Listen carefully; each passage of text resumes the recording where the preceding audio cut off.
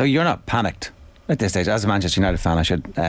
It's early season. They're settling some stuff out. There's a few gaps, but maybe this time next week, when they haven't filled those gaps, there might be time to panic.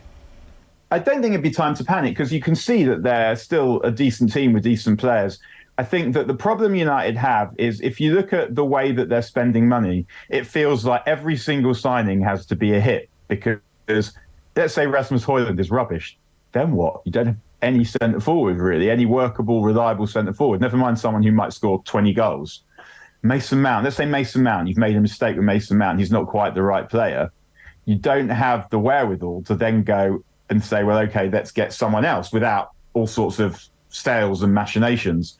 So I think the problem is they're relying effectively, like Ten Hag is more or less seems to be director of football in that almost every player they buy or are linked with has some also linked with Ten Hag, whether it's players who've literally played for him or Mason Mount and Tyrone Malacia, players that he's liked in Holland. And now it looks like the midfield player that they want is Ryan Gravenberch, who, again, he might be the right player, that the kind of player that he is, someone who can take the ball off the back four, someone who can run with it, someone who can pass, someone who's young. That is the profile that Ten Hag is after. But at the same time, would seem to be another overwhelming coincidence that the player that they needed was another player who had played for Ten Hag. And yet, at the same time, I understand why that would be, that if the club's scouting department isn't working that well, and if you're trying to extract players, then a desire to play with Ten Hag might help them make whatever fuss they need to get out of their current circumstances. So, no, I'm not panicked. I can't lie. I did expect a better start to the season.